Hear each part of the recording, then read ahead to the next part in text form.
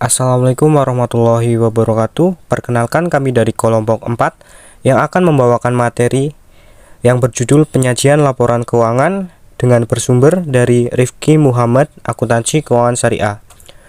Kelompok kami beranggotakan yang pertama ada Intan Hamilatul Hasanah dengan NPM 08, yang kedua ada Sulhanuris Wahyudi dengan NPM 09, yang ketiga ada Arwina Dwi Oktaviana dengan NPM 10, yang keempat ada Salsa Hanifatul dengan NPM 23, yang selanjutnya ada Gilar Al-Kahfi dengan NPM 30, dan Krisena Abista dengan NPM 1942.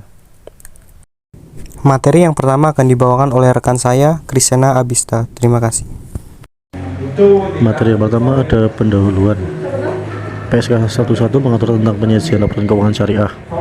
PSK 11 merupakan penyempurnaan dari PSK 59, yaitu Akuntansi Perbankan Syariah tahun 2002 yang mengatur mengenai penyajian dan pengungkapan laporan keuangan bank syariah.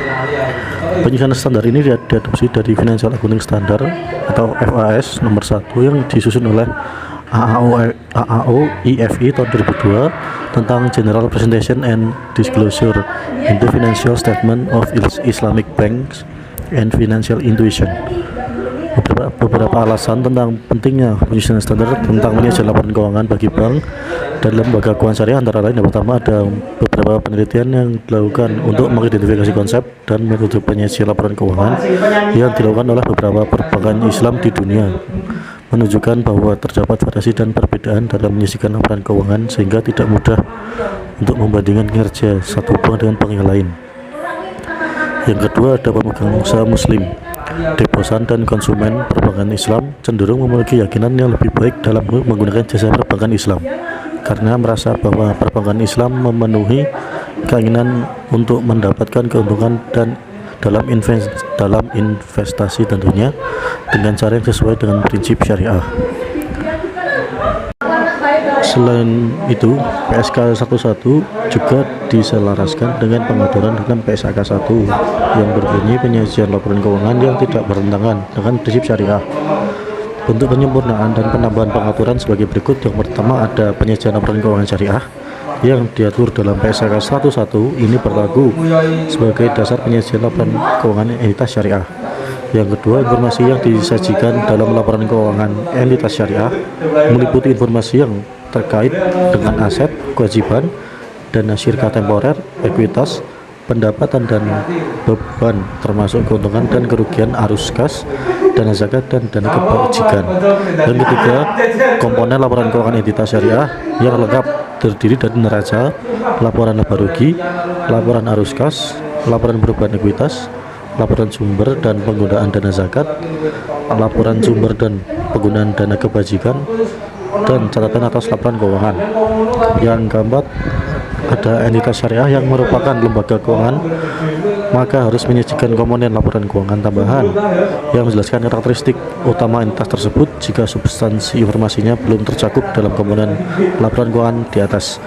Komponen laporan keuangan tambahan yang bersifat khusus untuk industri tertentu akan diatur dan ditambahkan secara bertahap dalam lampiran PSK 101 yang merupakan bagian tidak terpisahkan dari PSK tersebut. Dan yang terakhir ada lampiran PSK 101 ini saat ini baru berisi ketentuan dan ketentuan laporan keuangan untuk bank syariah dan entitas serupa bank syariah. Ketentuan dan contoh laporan untuk industri khusus yang akan diatur dalam lampiran PSK 11 ini akan terus bertambah seiring dengan bertambahnya pengaturan akuntansi untuk penyajian laporan keuangan untuk industri khusus yang berdasarkan prinsip syariah. Yang selanjutnya akan dipresentasikan oleh rekan saya. Baik, yang selanjutnya yaitu ada ruang lingkup pengaturan PSAK 101. Sebagaimana yang telah dijelaskan sebelumnya bahwa PSAK Syariah 2007 berlaku bagi entitas syariah maupun entitas konvensional yang menjalankan transaksi syariah. Entitas syariah yang dimaksud dalam PSAK 101 adalah entitas syariah yang melaksanakan kegiatan usaha berdasarkan prinsip-prinsip syariah yang dinyatakan dalam anggaran dasarnya.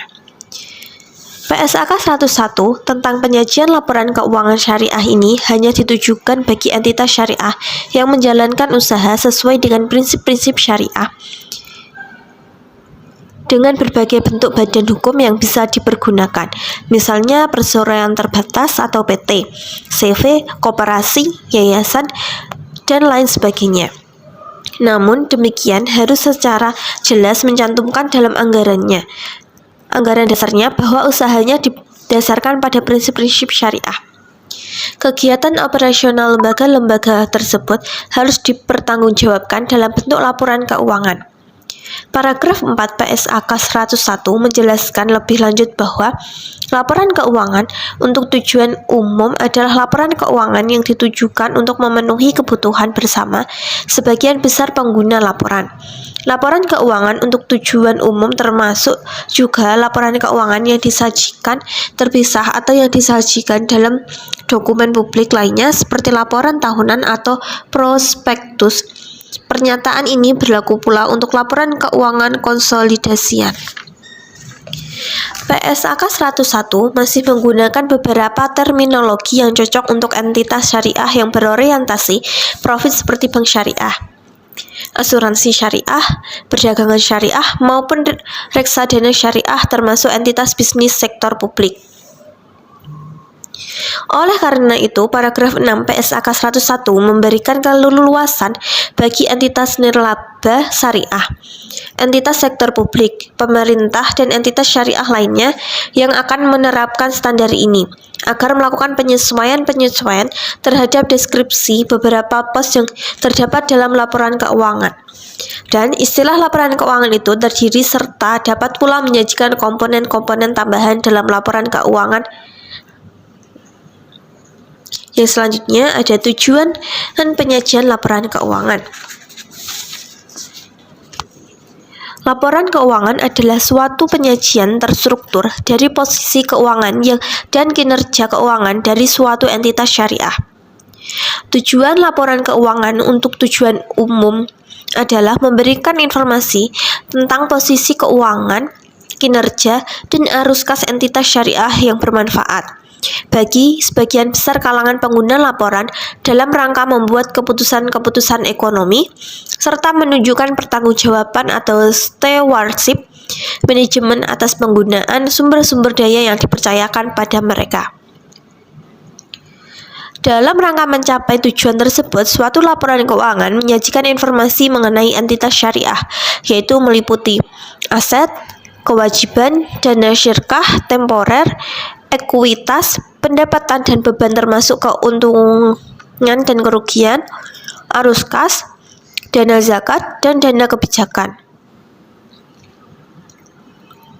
Informasi tentang dana syirkah, temporer, dana zakat maupun dana kebijakan merupakan informasi yang menjadi karakteristik khusus bagi entitas syariah. Pos dana syirkah temporer memberikan kesempatan bagi entitas syariah untuk membuat kekhususan baru dalam mengkategorikan investasi yang bukan merupakan modal atau ekuitas dari entitas syariah tersebut.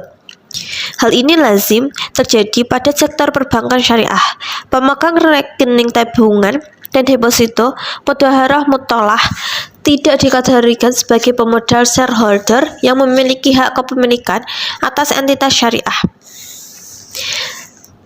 Penyajian informasi pengelolaan dana zakat merupakan wujud kepedulian entitas syariah dalam memenuhi kewajiban sosialnya kepada masyarakat. Penyajian informasi pengelolaan dana zakat oleh entitas syariah ini menunjukkan bahwa kegiatan bisnis tidak bisa dilepaskan dengan kepentingan agama, karena bisnis merupakan representasi dari muamalah. Berkaitan dengan penyajiannya, pengelolaan dana zakat ini terdapat beberapa kemungkinan, antara lain sebagai berikut. Pertama, dana zakat yang dikelola merupakan dana zakat milik direksi, pemilik entitas syariah atau komisaris, maupun karyawan suatu entitas syariah yang dikumpulkan serta dikelola secara bersama-sama dengan model pembayaran bulanan yang dipotong dari penghasilannya per bulan. Kedua, dana zakat yang dikelola merupakan dana milik muzaki yang bukan bagian dari entitas syariah tersebut, seperti zakat milik nasabah bank syariah yang menyalurkan sebagian hasil investasinya pada bank syariah untuk zakat. Ketiga, Dana zakat yang dikelola merupakan laba entitas syariah yang ditahan atau tidak dibagikan kepada shareholdernya, maka harta tersebut wajib disisihkan untuk membayar zakat karena esensi merupakan bagian penghasilan dari pemilik entitas. Keempat, bagi hasil yang diperoleh dari pengelolaan dana zakat secara produktif, misalnya dana zakat ditempatkan pada tabungan mudharabah sehingga menghasilkan bagi hasil.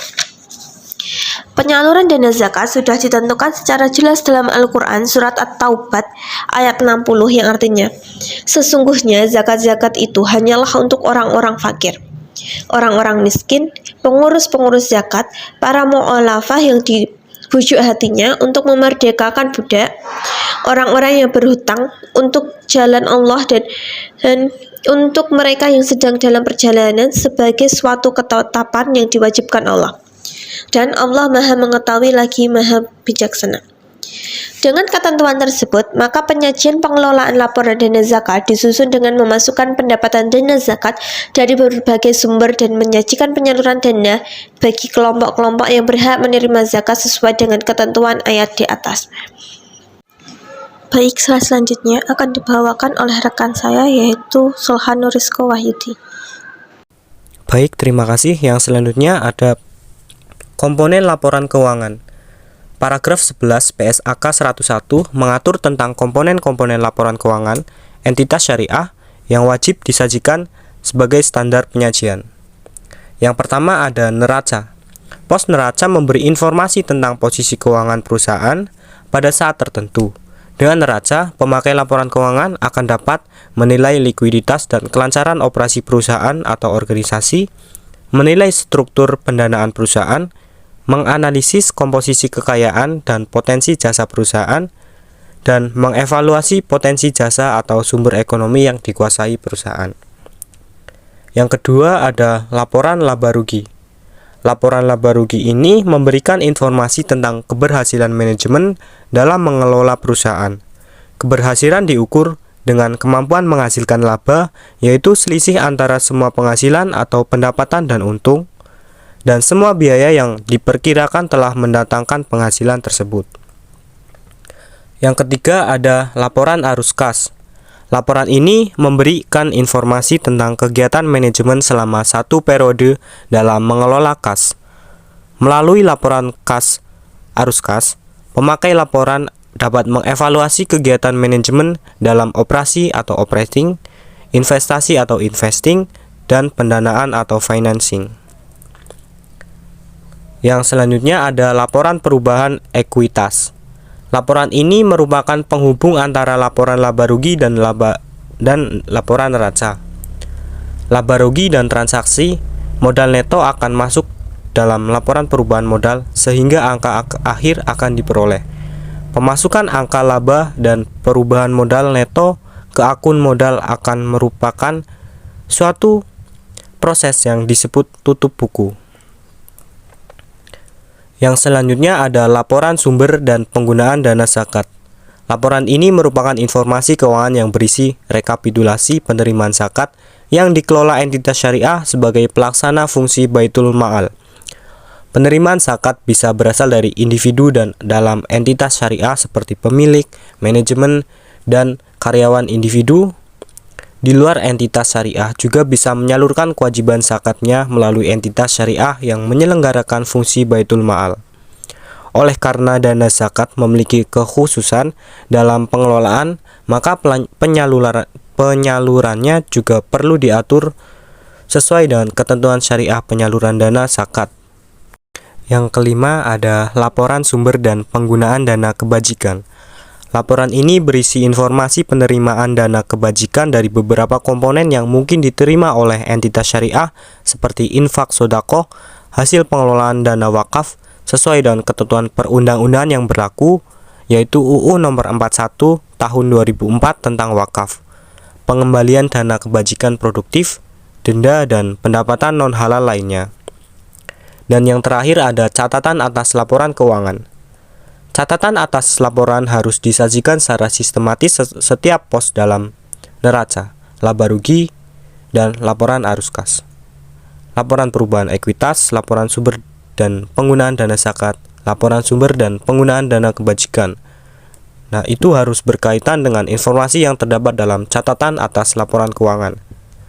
Catatan atas laporan keuangan mengungkapkan yang pertama informasi tentang dasar penyusunan laporan keuangan dan kebajikan akuntansi yang dipilih dan diterapkan terhadap peristiwa dan transaksi yang penting. Yang kedua, informasi yang diwajibkan dalam pernyataan standar akuntansi keuangan tetapi tidak disajikan di neraca, laporan laba rugi, laporan arus kas, laporan perubahan ekuitas, laporan sumber dan penggunaan dana zakat, serta laporan penggunaan dana kebajikan. Dan yang terakhir ada informasi tambahan. Informasi tambahan itu tidak disajikan dalam laporan keuangan tetapi diperlukan dalam rangka penyajian secara wajar. Materi yang selanjutnya akan dibawakan oleh rekan saya Arwina Dewi Oktaviana. Terima kasih. Baik, terima kasih atas waktunya. Materi yang selanjutnya yaitu pertimbangan menyeluruh penyusunan laporan keuangan syariah. Yang pertama ada penyajian secara wajar. Laporan keuangan harus menyajikan secara wajar posisi keuangan, kinerja keuangan, dan arus kas entitas syariah dengan menerapkan pernyataan standar akuntansi keuangan secara benar dan disertai dengan pengungkapan yang diharuskan pernyataan standar akuntansi keuangan dalam catatan atas laporan keuangan. Informasi lain tetap diungkapkan untuk menghasilkan penyajian yang wajar, walaupun pengungkapan tersebut tidak diharuskan oleh pernyataan standar akuntansi keuangan. Jika dalam pernyataan standar akuntansi keuangan belum mengatur masalah pengakuan, pengukuran, penyajian, atau pengungkapan dari suatu transaksi atau peristiwa, maka penyajian secara wajar dapat dicapai melalui pemilihan dan penerapan kebijakan akuntansi serta menyajikan jumlah yang dihasilkan sedemikian rupa sehingga memberikan informasi yang relevan, andal, dan dapat dibandingkan dan juga dapat dipahami. Kecepatan inovasi dalam dunia bisnis sering mengakibatkan belum diaturnya suatu transaksi atau peristiwa dalam PSAK. Sehingga dalam kondisi seperti ini, penyajian secara wajar laporan keuangan dapat dicapai dengan memilih dan menerapkan kebijakan akuntansi yang disajikan dan diterapkan dengan berpegang pada konsep yang terdapat dalam kerangka dasar penyusunan dan penyajian laporan keuangan syariah atau KDP PLKS. Yang selanjutnya ada kebijakan akuntansi. Kebijakan akuntansi sendiri itu merupakan kebijakan manajemen dalam penyusunan laporan keuangan dan perlakukan akuntansi terhadap suatu transaksi syariah tertentu yang belum diatur dalam PSAK. Dalam penyusunan kebijakan akuntansi, manajemen harus menetapkan kebijakan untuk memastikan bahwa laporan keuangan menyajikan informasi yang relevan dan juga dapat diandalkan. Kebijakan akuntansi adalah prinsip khusus, dasar, konvensi, peraturan, dan praktik yang diterapkan entitas syariah dalam menyusun dan menyajikan laporan keuangan. Jika belum ada pengaturan oleh PSAK, maka manajemen menggunakan pertimbangannya untuk menetapkan kebijakan akuntansi yang memberikan informasi yang bermanfaat bagi pengguna laporan keuangan. Dalam melakukan pertimbangan tersebut, manajemen itu harus memperhatikan A. Persyaratan dan pedoman PSAK yang mengatur hal-hal yang mirip dengan masalah tersebut. B. Definisi, kriteria pengakuan dan pengukuran, kewajiban, dana syirkah temporer, penghasilan dan beban yang ditetapkan dalam kerangka dasar penyusunan dan penyajian laporan keuangan syariah, serta pernyataan yang dibuat oleh badan pembuat standar lain dan praktik industri yang lazim sepanjang konsisten dengan huruf A dan B.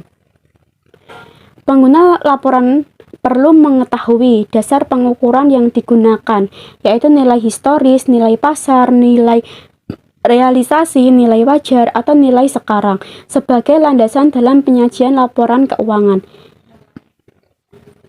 Kebijakan akuntansi meliputi A. Pengakuan pendapatan, B. Prinsip pembagian hasil usaha atau bagi pendapatan atau bagi hasil, C. Prinsip-prinsip konsolidasi, D. Penggabungan usaha, E. Pengakuan beban termasuk metode penyusutan, F. Amortisasi aset dan aset tidak berwujud, G. Murabahah, H. Mudorobah, I. Musyarakah, J. Istisna, K. Ijarah, L. Salam, M. Instrumen keuangan dan investasi.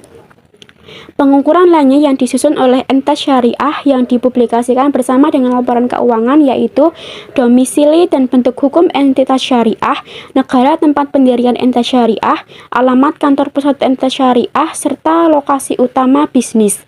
Yang B. Keterangan mengenai hakikat operasi dan kegiatan utama entitas syariah. C. Nama entitas syariah dalam grup, nama entitas syariah asosiasi, nama entitas syariah induk, dan entitas syariah holding. C. Nama anggota direksi dan komisaris. E. Jumlah karyawan pada akhir periode atau rata-rata jumlah karyawan selama periode yang bersangkutan. Untuk yang selanjutnya ada yang ketiga yaitu kelangsungan usaha. Dalam menyusun laporan keuangan, manajemen harus menilai atau asesmen kemampuan kelangsungan usaha entitas syariah. Laporan keuangan harus disusun berdasarkan asumsi kelangsungan usaha, kecuali manajemen bermaksud untuk melikuidasi atau menjual atau tidak mempunyai alternatif selain melakukan hal tersebut. Dalam penilaian kelangsungan usaha, ketidakpastian yang bersifat material yang terkait dengan kejadian atau kondisi yang bisa menyebabkan keraguan atas kelangsungan usaha harus diungkapkan. Jika laporan keuangan tidak disusun berdasarkan asumsi kelangsungan usaha, maka kenyataan tersebut harus diungkapkan bersama dengan dasar lain yang digunakan dalam penyusunan laporan keuangan serta alasan mengapa asumsi kelangsungan usaha entitas syariah tidak dapat digunakan. Untuk yang selanjutnya yaitu dasar akrual. Entitas syariah harus menyusun laporan keuangan atas dasar akrual, kecuali laporan arus kas dan perhitungan pendapatan untuk tujuan pembagian hasil usaha. Dalam perhitungan pembagian hasil usaha didasarkan pada pendapatan yang benar-benar terjadi. Sekian dari saya, selanjutnya akan disampaikan oleh Mbak Salsa. Terima kasih. Baik, terima kasih atas waktunya. Saya akan melanjutkan presentasi dari Mbak Arwina mengenai pertimbangan menyeluruh penyusunan laporan keuangan syariah. Yang selanjutnya itu terdapat konsistensi penyajian. Dalam penyajian dan klasifikasi, pos-pos dalam laporan keuangan antar periode harus konsisten, terkecuali yang pertama, jika terjadi perubahan yang signifikan terhadap sifat operasi entitas syariah atau perubahan penyajian akan menghasilkan penyajian yang lebih tepat atas suatu transaksi atau peristiwa. Lalu yang kedua, terdapat perubahan yang diperkenankan oleh pernyataan standar akuntansi keuangan atau interpretasi pernyataan standar akuntansi keuangan. Adanya akuisisi atau pelepasan yang signifikan atau kaji ulang terhadap penyajian laporan keuangan ini akan menghasilkan suatu kesimpulan yang dapat disajikan secara berbeda. Di suatu entitas syariah, mengubah penyajian laporan keuangan jika hanya perubahan penyajian tersebut menghasilkan informasi yang dapat diandalkan dan lebih relevan kepada pemakai laporan keuangan, dan jika membuat struktur laporan keuangan yang baru dapat digunakan seterusnya, sehingga tidak akan menurunkan daya komparatifnya. Lalu yang selanjutnya terdapat materialitas dan agregasi. Dalam laporan keuangan terdapat pos-pos yang material disajikan terpisah dalam laporan keuangan, sedangkan yang tidak material digabungkan dengan jumlah yang memiliki sifat atau fungsi yang sejenis.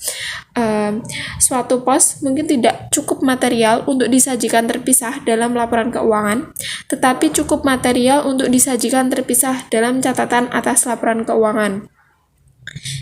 Informasi dianggap material jika dengan tidak diungkapnya informasi tersebut dapat mempengaruhi pengguna laporan keuangan dalam pengambilan keputusan ekonomi. Untuk menentukan materialitas suatu pos, maka besaran dan sifat unsur tersebut harus dianalisis, di mana masing-masing dapat menjadi faktor penentu. Lalu yang selanjutnya terdapat saling hapus atau offsetting. Dalam offsetting ini terdapat aset, kewajiban, dan dana syirkah temporer, penghasilan, dan beban disajikan secara terpisah, kecuali saling hapus diperkenankan dalam pernyataan atau interpretasi standar akuntansi keuangan. Saling hapus akan mempengaruhi pemahaman penggunaan laporan keuangan terhadap suatu transaksi yang telah dilakukan dan mempengaruhi penilaian pengguna laporan keuangan atas arus kas entitas syariah di masa depan, kecuali mencerminkan substansi transaksi atau peristiwa. Aset yang dilaporkan sebesar nilai setelah dikurangi dengan penyisihan tidak termasuk kategori saling hapus. Di dalam aktivitas normal, entitas syariah juga melakukan transaksi-transaksi lain yang bukan merupakan penghasil utama pendapatan dan bersifat insidental. Hasil dari transaksi tersebut disajikan dengan mengurangkan setiap pendapatan dengan beban yang berkaitan dengan sepanjang penyajian tersebut menggambarkan substansi transaksi atau peristiwa. Lalu yang selanjutnya atau yang terakhir yaitu informasi komparasi. Informasi kuantitatif harus diungkapkan secara komparatif dengan periode sebelumnya, kecuali dinyatakan lain oleh pernyataan standar akuntansi keuangan. Informasi komparatif ini bersifat naratif dan deskriptif dari laporan keuangan periode sebelumnya yang diungkapkan kembali apabila relevan untuk pemahaman laporan di periode berjalan. Pada laporan keuangan ini, apabila terjadi penyajian atau klasifikasi pos-pos dalam laporan keuangan diubah, maka jumlah komparatif harus direklasifikasi kecuali tidak praktis dilakukan. Apabila jumlah komparatif direklasifikasi, maka harus diungkapkan. Yang pertama itu ada sifat dan reklasifikasi. Yang kedua, jumlah setiap pos atau kelompok pos yang direklasifikasi. Yang ketiga, ada alasan reklasifikasi. Apabila reklasifikasi jumlah komparatif tidak praktis dilakukan, maka perlu diungkapkan adanya tidak melakukan reklasifikasi jumlah tersebut dan sifat penyesuaian yang akan dilakukan jika jumlah tersebut direklasifikasi. Informasi komparatif antar periode membantu pemakai dalam pengambilan keputusan, khususnya penilaian kecenderungan informasi keuangan untuk maksud membuat prediksi. Baik, yang selanjutnya akan dilanjutkan rekan saya yaitu Mas Gilar. Terima kasih. Struktur dan isi laporan keuangan syariah.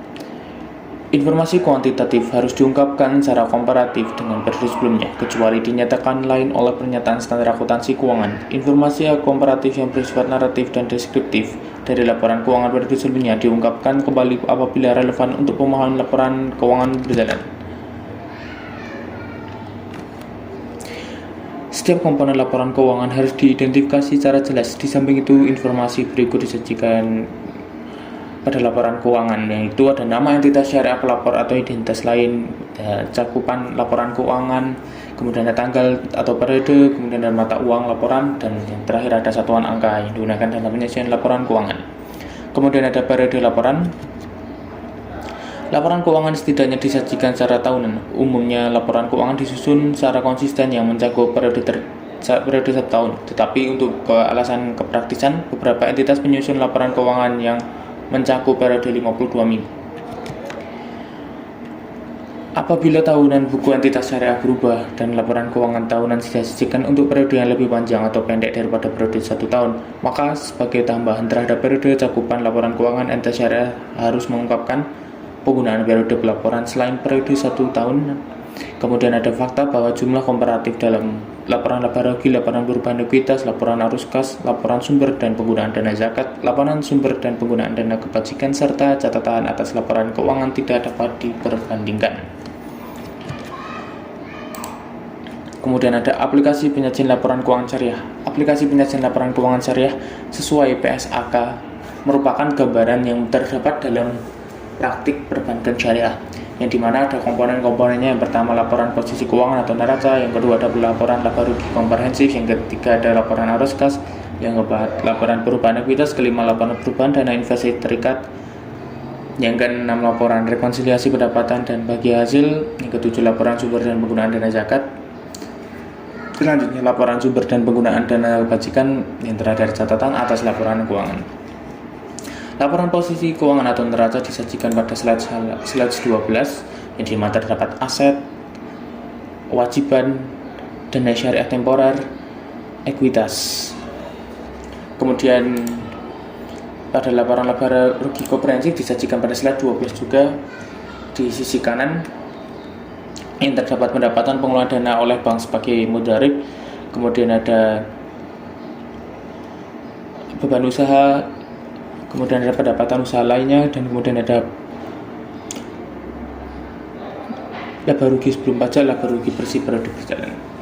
Kemudian laporan arus kas. Laporan arus kas disajikan pada slide 13, di mana adanya arus kas aktiva operasi, arus kas aktiva investasi, dan arus kas aktiva aktivitas pendanaan. Kemudian ada laporan perubahan ekuitas. Laporan perubahan ekuitas disajikan pada slide 15. Kemudian yang kelima, laporan perubahan dana investasi terikat disajikan pada slide 14, yang dimana ada portofolio A dan portofolio B, yang dimana digunakan untuk mengembangkan suatu usaha untuk melihat dari sisi portofolio tersebut. Karena portofolio secara sederhana adalah kumpulan dokumen suatu perusahaan, tujuannya adalah untuk mendokumentasikan kemajuan proses untuk mencapai tujuan yang telah ditetapkan.